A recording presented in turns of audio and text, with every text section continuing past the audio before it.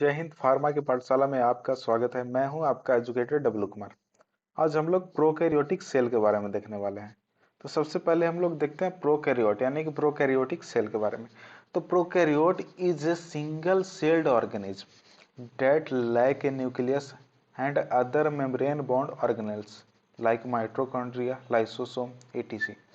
तो क्या हो गया, प्रोकैरियोट है जो कि सिंगल सेल का ऑर्गेनिज्म है। जैसे कि नीचे देखिए, ये बैक्टीरिया का आपका फोटो है जो कि एक तरह का प्रोकैरियोट है। तो कैसा सिंगल सेल का ऑर्गेनिज्म है, ये अकेला ऑर्गेनिज्म है, वन मैन आर्मी। सुने हैं ना नाम आप लोग। उसी तरह सिंगल सेल का पूरा ऑर्गेनिज्म है, एक ही सेल से सारा अपना काम धाम करता है। डेट लैक ए न्यूक्लियस, इसके अंदर किसी तरह का न्यूक्लियस नहीं पाया जाता है, इसके अंदर न्यूक्लियस की कमी होती है, लैक होता है। And other membrane bond organelles, organelles क्या होता है, इसके अंदर खास तरह का स्ट्रक्चर होता है जो कि खास तरह का फंक्शन परफॉर्म करने के लिए रिस्पॉन्सिबल होता है, उसको क्या बोल रहे हैं, ऑर्गेनेल्स बोल रहे हैं। जैसे कि आपका हो गया माइटोकॉन्ड्रिया, लाइसोसोम। तो जो भी ऑर्गेनेल्स जो कि ऊपर से मेम्ब्रेन से कवर रहते हैं वो सारे के सारे अब्सेंट रहते हैं। ठीक है। तो अगर अब्सेंट होगा तो इसका सारा कार्यभार कैसे काम चलेगा भाई। तो इसके अंदर में जो भी लिक्विड है जिसको साइटोप्लाज्म बोलते हैं, अधिकतर काम उसी से चलाता है, उसी में सारा उसका फंक्शन परफॉर्म होता है। अब प्रोकैरियोट का एग्जाम्पल कौन हो गया, तो आपका किंगडम मोनेरा हो गया, सारे किंगडम मोनेरा वाले हो गए। जैसे कि इसका एग्जाम्पल है ऑल बैक्टीरिया, किंगडम मोनेरा में क्या आता है, ऑल बैक्टीरिया। अब हम लोग समझेंगे कि आखिर किंगडम मोनेरा होता क्यों है, क्योंकि एक तो नया टर्म आ गया आपके पास किंगडम, दूसरा क्या आ गया, मोनेरा। तो इसके बारे में हम लोग नेक्स्ट स्लाइड में देखते हैं। हम लोग किंगडम समझने की कोशिश करते हैं। तो देखिए किंगडम क्या है, तो the highest classification into which living organism are grouped in taxonomy. तो देखिए सारे दुनिया के सारे ऑर्गेनिज्म लिविंग को एक ग्रुप में बांटा गया और उसका नामकरण किया गया, और उस नामकरण में जो सबसे ऊपर आता है उसी को क्या बोलते हैं, किंगडम बोलते हैं। उसको क्या बोलते हैं, किंगडम बोलते हैं। और इस किंगडम के अनुसार दुनिया के सारे लिविंग को कितने पार्ट में बांटा गया है, 5 भाग में बांटा गया है। पहला को क्या बोलते हैं, मोनरा, दूसरा प्रोटिस्टा, तीसरा फंजाई, चौथा प्लांटी और पांचवा क्या हो गया आपका, एनिमिलिया। तो देखिए हम पहले आपको बताए थे कि जनरली सेल दो तरह का होता है, ठीक है, न्यूक्लियस के आधार पे। पहला हो गया प्रोकैरियोट और दूसरा हो गया यूकैरियोट। तो मोनरा में सारा के सारा क्या आ जाता है, प्रोकैरियोट। और बताए थे कि प्रोकैरियोट सिंगल सेलुलर होता है, जनरली प्रोकैरियोट सिंगल सेलुलर होता है। जो लोग पहले का वीडियो नहीं देखे हैं उस वो पहले जाकर वीडियो देख ले, उसमें सारा इसके बारे में डिस्क्राइब किया हुआ है अच्छे से। तो मोनरा में सारे प्रोकैरियोट सेल वाले आ जाएंगे और इसका एग्जाम्पल आ गया आपका बैक्टीरिया।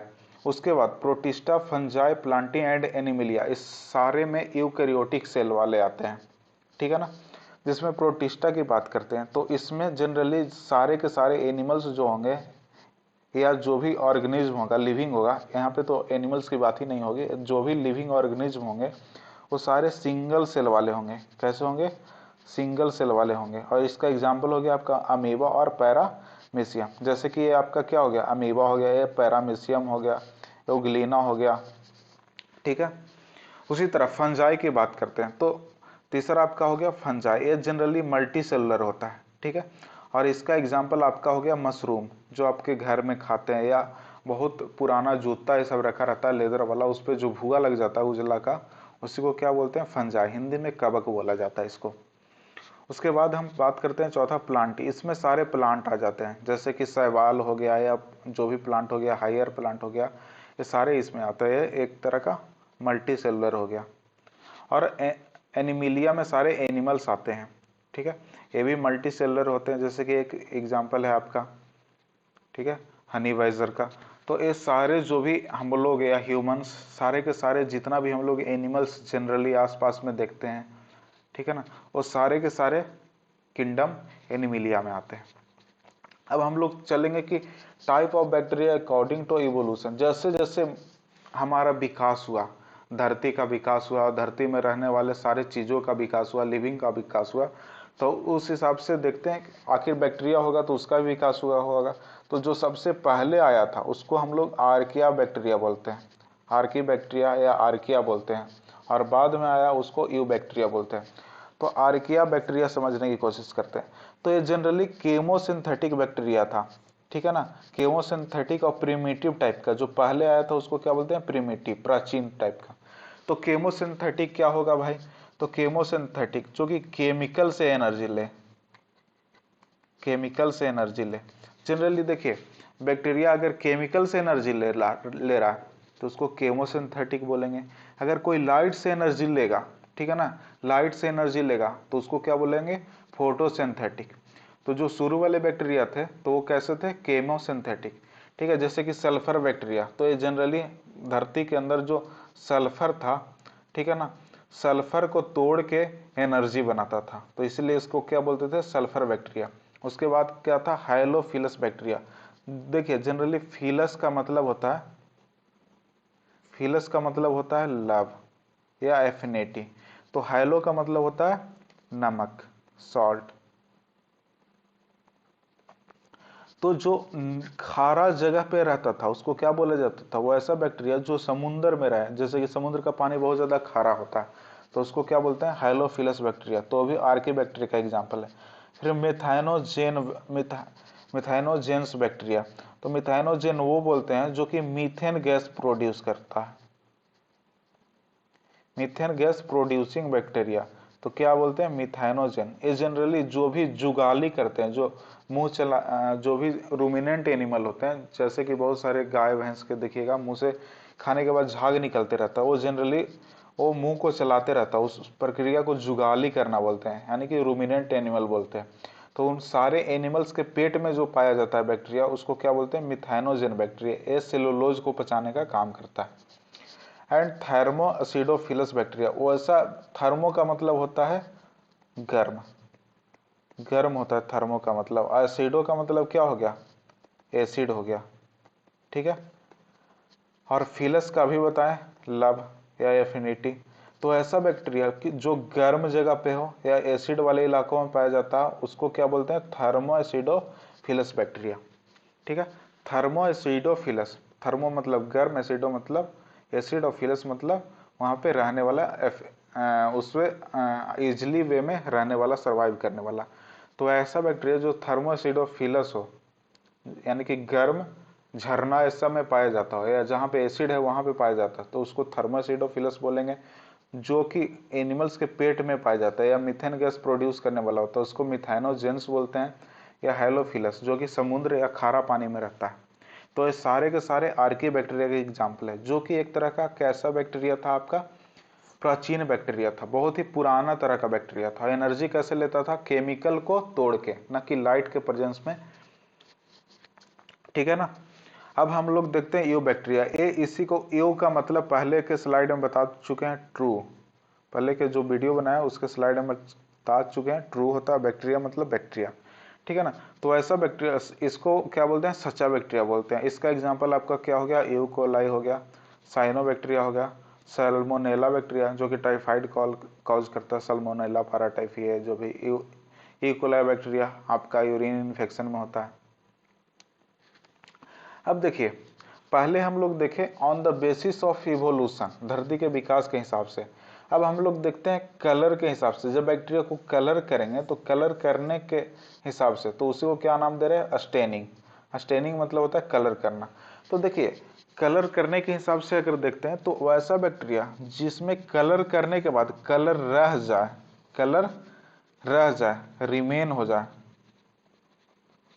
रिमेन हो जाए यानी कि रह जाए, ठीक है, तो उसको क्या बोलेंगे, ग्राम पॉजिटिव। और जिसमें कलर लूज हो जाए, ठीक है ना, चला जाए, कलर नहीं रहे, तो उसको क्या बोलेंगे, ग्राम नेगेटिव बैक्टीरिया। जैसे कि समझने की कोशिश करिए ग्राम स्टेनिंग को। जैसे कि देखिए, दो बैक्टीरिया लिए, एक ये बैक्टीरिया, अभी हमको पता नहीं कि ग्राम पॉजिटिव है कि नेगेटिव है। ये दोनों बैक्टीरिया लिए, इसको जनरली हम लोग कोई भी कलर से डाई करते हैं, ठीक है ना। तो यहाँ पे क्या लिए हैं हम, क्रिस्टल वायलेट लिए। देखिए वायलेट कलर दिख रहा होगा क्योंकि क्रिस्टल वायलेट लिए। तो क्रिस्टल वायलेट से हम जैसे ही कलर किए तो दोनों का कलर है जो वायलेट कलर का हो गया। उसके बाद जनरली मॉडरेट यूज करते हैं ताकि वो कलर को यहाँ पे फिक्स कर दे, ठीक है ना। तो इसके लिए हम लोग जनरली आयोडीन लेते हैं, ये बहुत इंपॉर्टेंट है आगे चल के ये बहुत काम आने वाला है फार्मा के विद्यार्थियों को, खास करके जब आप पढ़िएगा माइक्रोबायोलॉजी, उस टाइम एक ग्राम पॉजिटिव और ग्राम नेगेटिव का बहुत ही ज़्यादा यूज आएगा, क्योंकि इसी से कोई कितना वायलेंट होगा, मतलब कि कोई कितना ज़्यादा हार्मफुल होगा जब हमें बीमारी होगी, वो देखने में समझने में काम आता है। तो इसको ध्यान से समझिएगा।